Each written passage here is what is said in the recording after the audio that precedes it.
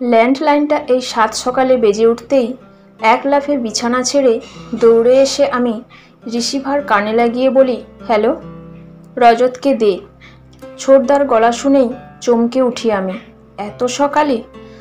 আর ওরা প্রয়োজন ছাড়া আমাকে ফোন করতে তো ভুলেই গেছে। কী রে ছোটদা, কি হয়েছে? বাবা ভালো আছে তো? আমার প্রশ্নের উত্তর না দিয়ে ছোটদা গম্ভীর হয়ে বলে, বললাম না রজতকে দে। আমাদের কথাবার্তা শুনে রজত উঠে পড়েছে বিছানা ছেড়ে। লুঙ্গি কষে বাঁধতে বাঁধতে এগিয়ে এসে বলে, কে ফোন করেছে? আমাকে দাও দেখি। আমি পাশে দাঁড়িয়ে থাকি, তবে রজত রিসিভার নিয়ে শুধুমাত্র হ্যাঁ আর হুঁ বলেই রিসিভার নামিয়ে রাখে। বাথরুমের দিকে এগিয়ে আমার দিকে তাকিয়ে বলে, পূর্ণিমা, তৈরি হয়ে নাও তাড়াতাড়ি, আমাদের বেরোতে হবে এক্ষুনি। তোমার বাবার শরীর ভালো নেই। রাঘবকে উঠিয়ে দাও, বাবা আর বেঁচে নেই, তাই তো? আমি জিজ্ঞাসা করতেই রজত বাথরুমে ঢুকে দরজা বন্ধ করে জবাব দেয়, না না, একটু অসুস্থ হয়ে পড়েছেন কাল রাত থেকে, তোমাকে আর রাঘবকে দেখতে চাইছেন। আমি নিশ্চিত যে বাবা আর বেঁচে নেই, অথচ আমার কান্না পাচ্ছে না। তাড়াতাড়ি মুখ ধুয়ে রাঘবকে ডেকে তুলি। এত সকালে ওর ঘুম ভাঙে না, কিন্তু দাদুর কথা শুনেই ধর্মর করে উঠে পড়ে চোখ কচলাতে কচলাতে বলে, ও মা, কি হয়েছে গো দাদুর? দাদু আর বেঁচে নেই বাবা, আমাদের এক্ষুনি বেরোতে হবে, তৈরি হয়ে নাও চটপট, গিয়ে যদি শেষ দেখাটাও দেখতে পারি। কথাগুলো বলেই আমি ঘরে গিয়ে কিছুটা জামা কাপড় গুছিয়ে একটা শাড়ি পরে তৈরি হয়ে রজতকে বলি, চা না হয় রাস্তায় খেয়ে নিও তোমরা। 8 ঘন্টার পথ কিছু কম নয়। বাস সঠিক সময়ে ছেড়েছে, তবে রাস্তায় লেট না হলে 3টে সাড়ে 3টের মধ্যে পৌঁছে যাব। রাস্তায় বাপ বেটা চা খেয়েছে, আমাকে বলেছিল, তবে ইচ্ছে হয়নি আমার। বাস চলছে, যাত্রী বোঝাই। দূরপাল্লার বাসগুলোতে বেশিরভাগ দূরের যাত্রীই ওঠেন, তাই এখানে সেখানে স্টপেজে দাঁড়ায় না বিশেষ। 12টার সময় ঘণ্টাখানেক দাঁড়ায় হোটেল দেখে, সেখানেই খাওয়া দাওয়া সেরে নিতে হয়। ওরা খেয়ে নেবে, তবে আমার খাওয়ার ভাবনাও মাথায় নেই। ভাবছি তবুও, ভাবছি বাবার কথা, মায়ের কথা, 3 দাদা আর 3 বৌদিদের কথা, বড় দাদার ছেলে রিমন আর আমার রাঘব 1 বছরের মাত্র ছোট বড়, মেজদার ছেলে সুমিত মাত্র 6 বছর, আর ছোটদার মেয়ে মিষ্টি সবে হাঁটতে শুরু করেছে। কি সুন্দর সুখী পরিবার ছিল আমাদের। বাবার দোকান ছিল রায় সাইকেল অ্যান্ড সার্ভিস। নতুন সাইকেল বিক্রি আর পুরনো সাইকেল রিপেয়ারিং হতো। স্কুল কলেজের ছাত্ররা সাইকেলে পাম্প করে হাওয়া ভরে কখনো 1 টাকা, কখনো 50 পয়সা বাবাকে ধরিয়ে দিত। হাসি মুখে বাবা ছোট্ট বাক্সটাতে রেখে দিতেন। বড়দা জয় পড়াশোনায় মনোযোগী ছিল না। মাধ্যমিকে 3 বার ব্যাক পেয়ে পড়াশোনা ছেড়ে বাবার সাথে দোকানে বসতে শুরু করে। বাবা আপত্তি করেনি, উল্টে হাটবারে একা ভিড় সামলাতে কষ্ট হতো বলে বাবা যেন একটু রেহাই পেলেন বড়দাকে পেয়ে। মেজদা বিজয় গ্র্যাজুয়েশন করে চাকরির চেষ্টা শুরু করে। ওর চাকরির চেষ্টা করা আরও একটা কারণ অনিন্দিতা। স্কুল লাইফ থেকে দুজন দুজনকে ভালোবাসে। ওদের বাড়ি থেকে বিয়ের প্রস্তাবও দিয়েছিল, কিন্তু বাবা সাফ জানিয়ে দিয়েছিলেন যে বড় ছেলেকে রেখে তিনি কখনোই মেজর বিয়ে দেবেন না। ছোটদা সঞ্জয় কলেজে পড়ছে, আমি মাধ্যমিক পাশ করেছি। বাবার উপার্জন ছিল ভালো, আর বিষয় বুদ্ধি ছিল প্রচুর। টাকা পয়সা সব খরচ না করে আমাদের সবার নামে ব্যাংকে জমা করতেন কিছু কিছু মাসে মাসে। নিজের জন্য রাখেননি কিছুই। মা ছিলেন সাক্ষাৎ মা লক্ষ্মী। যতদিন ঠাকুমা বেঁচে ছিলেন সংসার ঠাকুমার ইশারাতেই চলত। বাড়িতে গরু ছিল, বালতি ভর্তি দুধ দুইয়ে এনে লোহার কড়াইতে জাল দিয়ে মা সবাইকে রাতে গ্লাস ভরে দিতেন। ঠাকুমা বিধবা, আমিষ খেতেন না বলে সবচেয়ে বেশি ঠাকুমাকে দিতেন। দুধের গ্লাসে চুমুক দেওয়ার আগেই বাবা দুধের কড়াইতে উঁকি মেরে দেখতেন মায়ের জন্য আছে কিনা। ঠাকুমা মারা যান। 1 বছর যেতেই বড়দাকে বিয়ে করান বাবা। মেজদাও একদিন কোর্ট ম্যারেজ করে অনিন্দিতাকে বাড়িতে নিয়ে আসেন। আমিও কলেজে যেতে শুরু করেছি।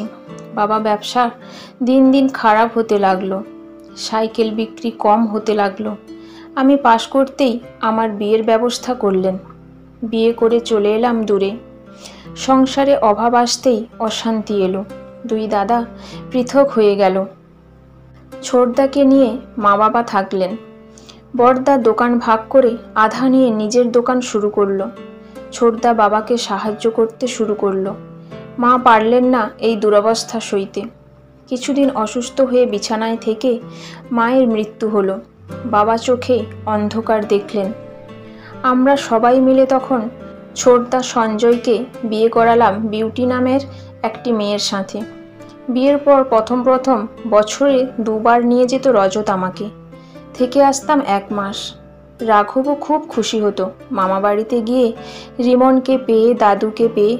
কিন্তু ওকে স্কুলে ভর্তি করার পর থেকে আমি বছরে 1 বার যাই, গিয়ে ছোটদার ঘরেই থাকি। গতবার গিয়ে বাবাকে দেখে আমি কেঁদে ফেলি। চোখে কম দেখেন। দোকানে যাওয়া বন্ধ হয়েছে অনেক দিন। একটা জল চৌকি নিয়ে বসে থাকেন, কখনো রোদে কখনো বারান্দায়। বড় বৌদিরা তাকিয়েও দেখে না কখনো, দাদারাও তাই। ছোট বৌদি সকালে 1 বাটি মুড়ি আর চা দিয়ে রাখে, দুপুরে ভাত, আর রাতে শুধু 1 বাটি মুড়ি। আমি চমকে যাই এসব দেখে। বৌদিকে জিজ্ঞাসা করি, রাতে খেতে দেয় না কেন?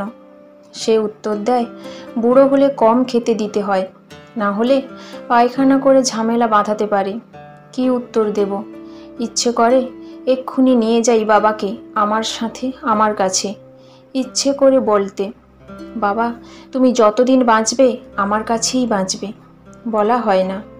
সত্যি আমাদের মেয়েদের যে কত কিছুই বলার থাকে, কিন্তু বলা হয় না কিছুই। বলা হয় না নিজের অক্ষমতার জন্য, বলা হয় না পরিস্থিতির জন্য, বলা হয় না নিজের সংসার নামক পরের সংসারে নিজের আপনজনকে এনে রাখার অধিকার নামক বস্তুটির অধিকার না থাকার জন্য। বলা হয় না তাকিয়ে থাকি বাবার দিকে, পিঠ ফাটা গেঞ্জি, হাতে পায়ে নখ এই বড় বড়, পায়ের পুরনো নোংরা চপ্পল, তবে চোখে সেই পুরনো মোটা ফ্রেমের পুরো কাঁচের চশমা। কাছে গিয়ে পায়ের নখগুলো কাটতে চেষ্টা করি, এত শক্ত। বাবা হেসে বলে, একটু ভিজিয়ে নে। সেই যে তুই গত বছর কেটে দিয়ে গেছিলি, চোখে দেখি না তো, তাই সাহস পাই না রে। জল ভরা চোখে নখ কাটতে আমার কষ্ট হয়, দেখতে পাই না। বাবা হাত রাখে মাথায়। দুপুরে বাবাকে আমি খেতে দেব ভেবে একটা থালা নিতেই ছোট বৌদি চিৎকার করে এসে থালা আমার হাত থেকে ছিনিয়ে নেয়। আমি চমকে যাই। বৌদি বলে, বাবার থালা ওদিকে রাখা আছে। আমি অবাক হই। বাবার তো কোনো ছোঁয়াচে রোগ নেই, তবুও কিছু বলি না।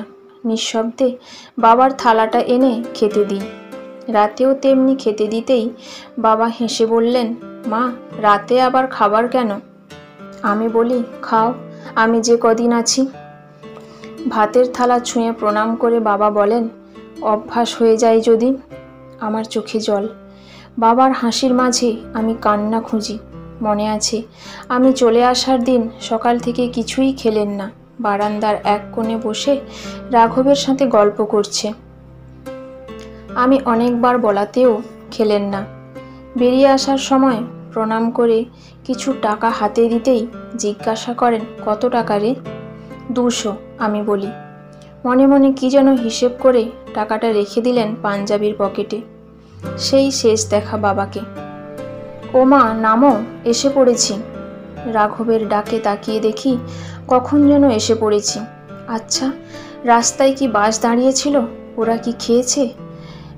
অটো নিয়ে বাড়ির গেটে পৌঁছাতেই দেখি পাড়া প্রতিবেশী সবাই আমাদের অপেক্ষায় দাঁড়িয়ে। কোনো দিকে না তাকিয়ে সোজা বাড়িতে ঢুকে উঠোনে তাকাই। না, বাবার দেহ শোয়ানো নেই সাদা কাপড়ে ঢেকে। উঠোনের এক জায়গায় সুতো দিয়ে 4 কোণ করে জায়গাটা চিহ্নিত করা রয়েছে। ওরা রাখেনি আমার জন্য। আমার হলো না শেষ দেখা। রজত জিজ্ঞাসা করতেই বড়দা বলে, বাবা ভোর রাতে মারা গেছেন। আমাদের আসতে বিকেল হয়ে যাবে, তাই তারপর শ্মশানে নিয়ে গেলে রাত হয়ে যাবে। দৌড়ে বাবার ঘরে ঢুকে কিছু নেই সেখানে।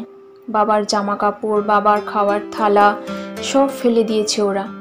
আমি চশমাটার কথা জিজ্ঞাসা করতেই মেজ বৌদি বলে ওটা পাড়ার এক কাকাকে দিয়ে দিয়েছে ওরা। না, কোনো স্মৃতি নেই কোথাও। মাত্র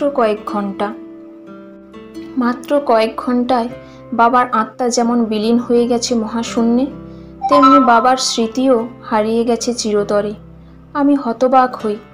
84 বছরের একটা মানুষের নিজের হাতে তৈরি এই সংসারে নিজের স্মৃতি মিটে যেতে 84 ঘন্টাও লাগলো না। আমার নজর পড়ে বিছানাবিহীন বাবার খাটটায়। ওটা ফেলে দেয়নি, প্রয়োজন আছে যে। বিছানায় শুয়ে আমি চিৎকার করে কাঁদি, বাবা তুমি কোথায়? কত দূরে, কত দূরে।